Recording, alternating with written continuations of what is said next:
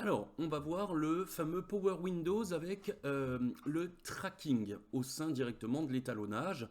Donc, on va regarder deux cas de figure. Alors, on va pouvoir faire soit de la retouche sur un élément ou plusieurs en question, ou soit faire tout simplement une technique de rotoscoping qu'on verra aussi plus tard.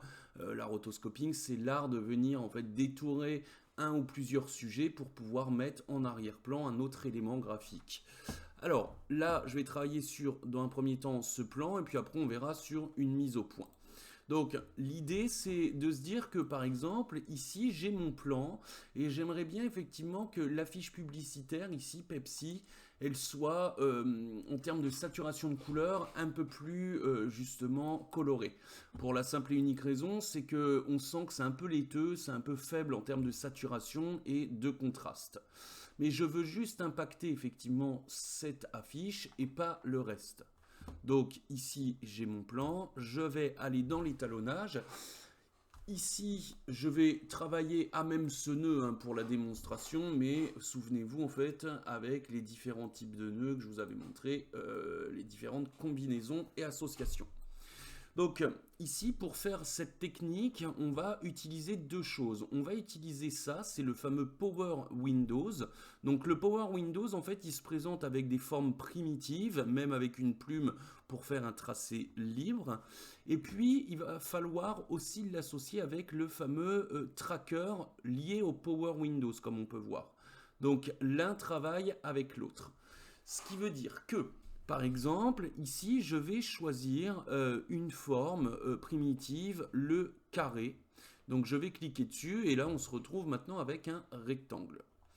Alors, ici, on a plusieurs choses. Si je zoome ici dans mon carré et sur les extrémités, on voit que tout simplement, j'ai aussi ici des espèces de petites pastilles. Donc, ça va me permettre en fait soit de créer une rotation, ou soit de venir redimensionner en fait mon masque, en sachant qu'on peut faire de putain n'importe quoi, en sachant qu'on peut faire en fait donc de l'inclinaison, et puis de la déformation, et puis on a ici ce qu'on appelle un contour progressif.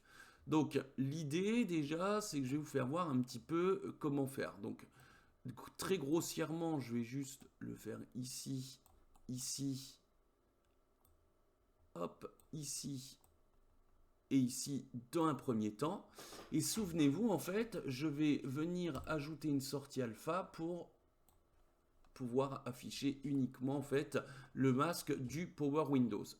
Donc maintenant, effectivement, on voit bien ce que j'ai fait et on voit bien que les extrémités ici, si je les raccourcis, elles vont me servir en fait à faire un dégradé, autrement dit ce qu'on peut appeler un contour progressif, sauf ce qu'on retrouve dans After Effects par le nom contour progressif. Donc voilà, je vais le mettre comme ça dans un premier temps, je vais pas trop m'embêter. Je vais faire pareil ici. Ça, je pourrais le retravailler après, le fameux contour progressif. Je vais le faire ici et je vais le faire ici, par exemple. Donc là, maintenant, voilà, je vais travailler de façon un peu plus précise. Donc ici, je vais venir me positionner sur l'extrémité de la fiche publicitaire, étant donné que c'est uniquement ici que je veux travailler. Hop, je prends bien effectivement ici les petites pastilles, je les mets bien aux extrémités pour qu'elles suivent donc convenablement les extrémités de la fiche publicitaire. Et voilà. Donc à partir du moment où je suis ici, je peux, si j'ai envie, faire ça aussi provisoirement. Une fois que j'ai terminé ici, je pourrais en faire plusieurs si j'ai envie, sauf que là, j'ai uniquement envie de travailler sur cette affiche publicitaire. Et ce que je vais faire, c'est que maintenant, je vais aller ici dans le fameux tracker. Donc, qu'est-ce qu'il me dit le tracker? Il me dit effectivement que mon curseur se trouve à la fin, et effectivement, je vois que c'est à la fin. Je vais finalement, du coup, traquer en arrière et pas en avant, étant donné que je suis en bout de piste. Le problème, c'est que si maintenant je me remets ici, on va voir que mon masque était paramétré pour la dernière image et pas effectivement pour la première. Donc ça n'a pas d'incidence en soi si je traque par le devant, par l'arrière, et même si ça avait été ici et j'avais paramétré au centre, je pouvais faire un aller et un retour. Donc ici maintenant, je vais lui dire tout simplement, je vais faire un tracking. Mais on a plusieurs éléments, on a pan, pan V, zoom, rotation 3D. Le pan et le pan V correspondent à mes axes X et Y. Le zoom correspond effectivement à un zoom. Alors, zoom, c'est pas vraiment comme on l'entend. Ici, si on regarde bien, effectivement, hop, j'ai le drone qui s'avance effectivement donc du bâtiment. Donc autrement dit, on voit bien que comme il s'avance, on peut imaginer que c'est comme un zoom finalement, parce que l'échelle finalement elle change de mon panneau publicitaire. Ici elle est plus petite alors qu'à la fin elle est plus grande. Donc on coche bien le zoom.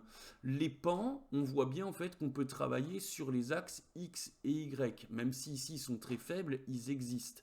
Donc je vais quand même les cocher. Rotation, est-ce que je le coche? Est-ce que finalement, en fait, j'ai une rotation type inclinaison de droite à gauche, de haut en bas? Bon, pas vraiment. On peut le laisser parce qu'on sent qu'on a voilà, une légère inclinaison type rotation un peu panneau. On pourrait essayer de le laisser, mais on peut éventuellement le désactiver pour voir. Ici, 3D. Alors, 3D, c'est plus pour la perspective. Effectivement, on voit quand même qu'on est dans une certaine perspective et on n'est pas vraiment sur un plat.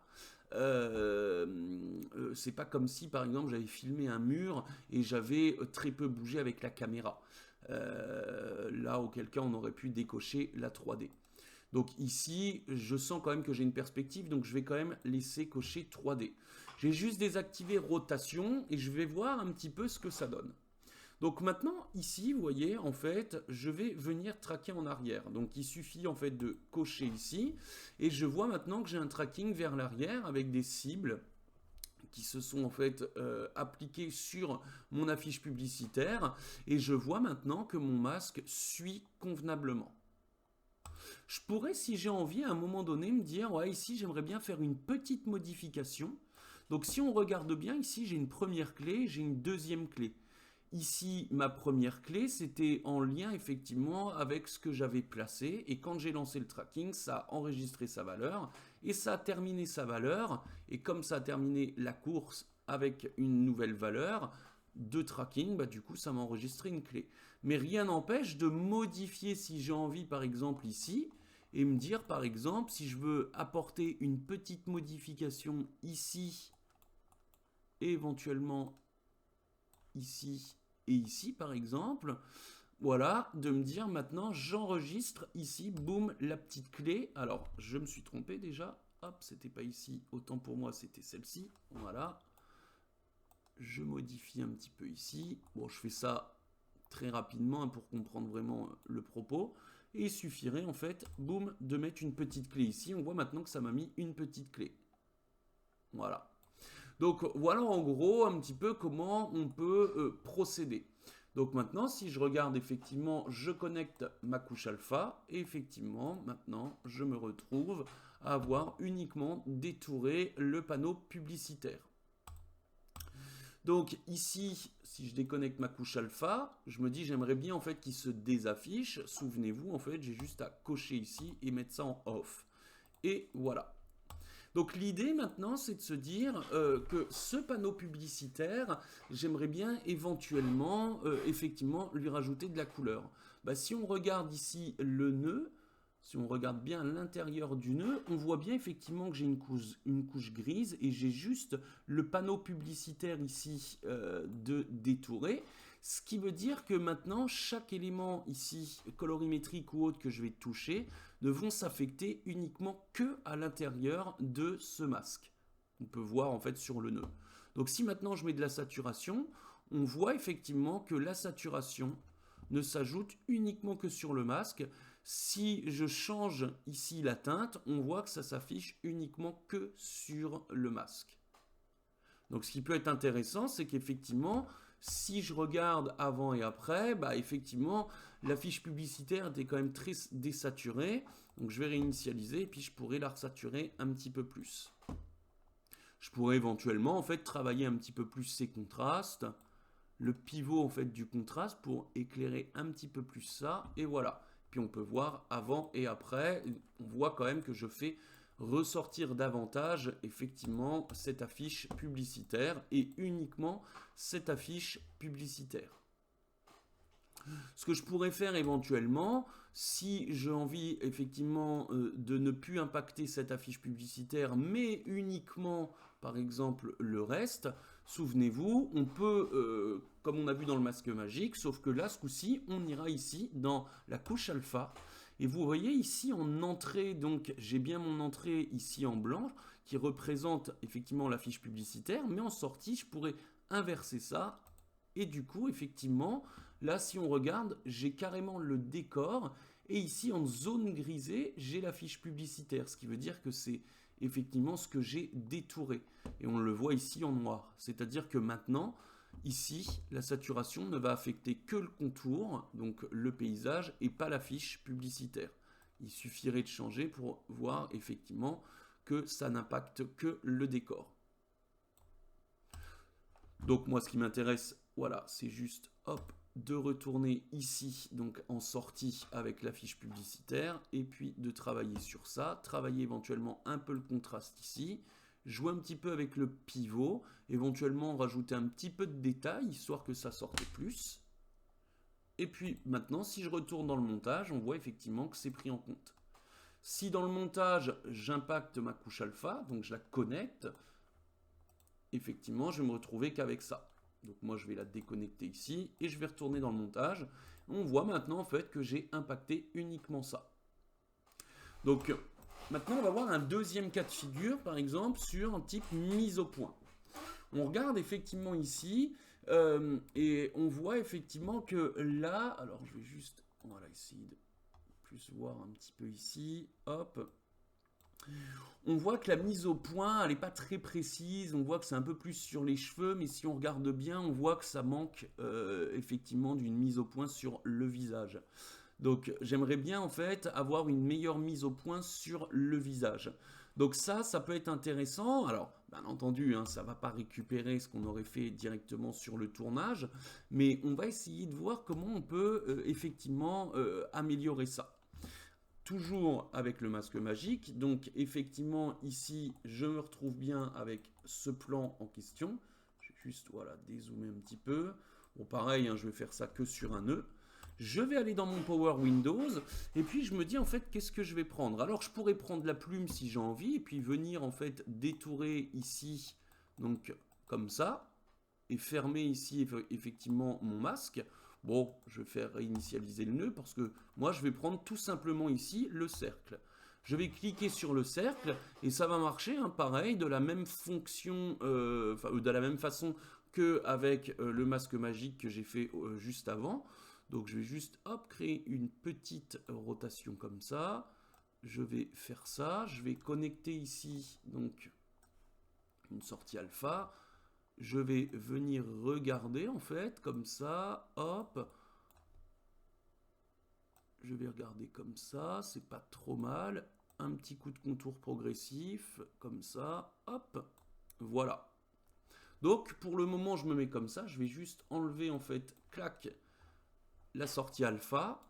Et maintenant, je vais aller ici dans le tracker du Power Windows. Donc, on voit que je suis ici au début, donc je vais traquer en fait vers l'avant. Je traque vers l'avant, je vois que c'est plutôt pas mal, mais on sent que déjà c'est différent. Donc peut-être que je vais, hop, donc désactiver ici le zoom, parce que je ne peux pas considérer qu'il y ait un zoom. Par contre, je vais activer de la rotation. Donc je me positionne ici, voilà, je reviens au début, hop, je vais me remettre au début par exemple.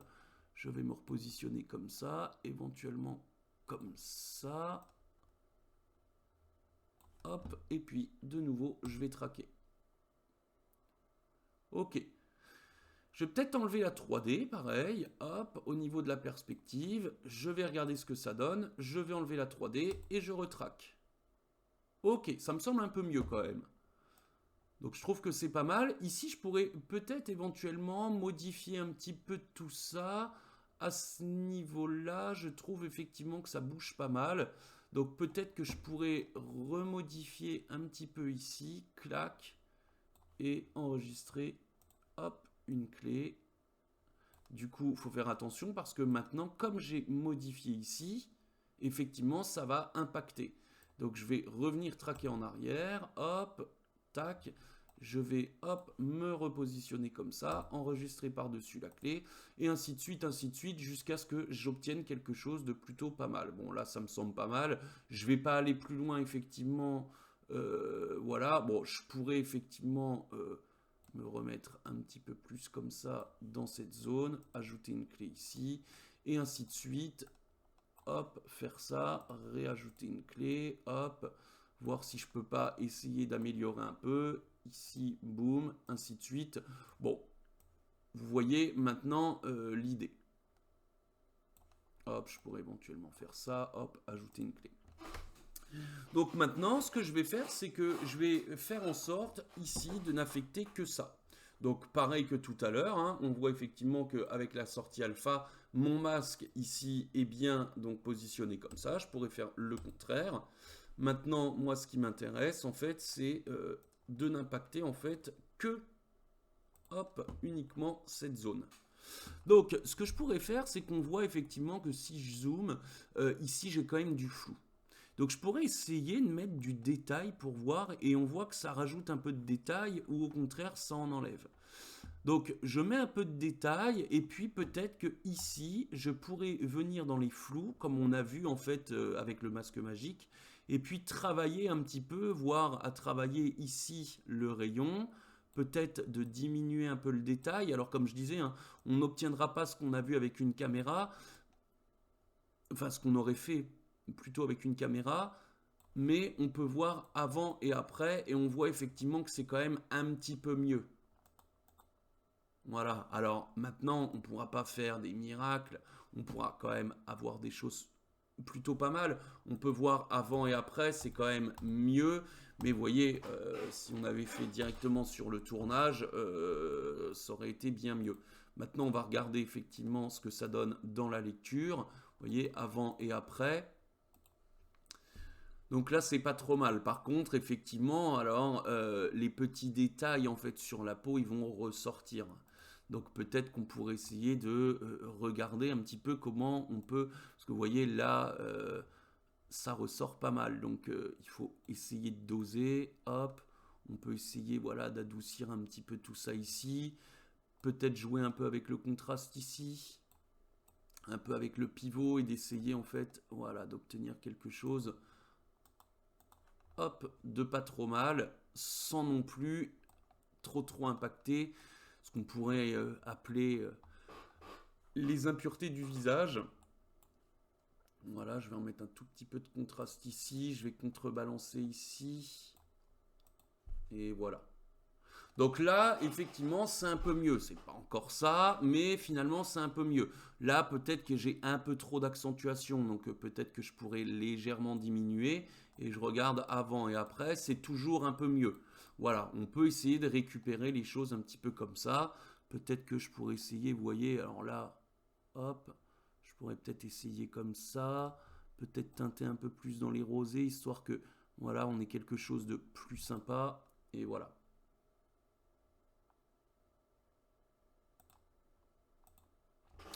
Donc effectivement, je vois, alors on pourrait essayer avant et après de voir en scindant l'écran ici pour regarder ce que ça peut donner. Bon, on n'en est pas encore là, mais pour voir avant et après, donc le côté gauche avec l'effet, le côté droit sans l'effet. Bon, déjà quand on fait ça, on a vite compris qu'on a fait une grande retouche. Donc voilà un peu ce qu'on peut faire avec effectivement le Power Windows, mais ça ne s'arrête pas que à ces deux cas de figure, hein. Ça peut aller vraiment bien plus loin que ça. Mais voilà déjà une première approche pour son utilisation.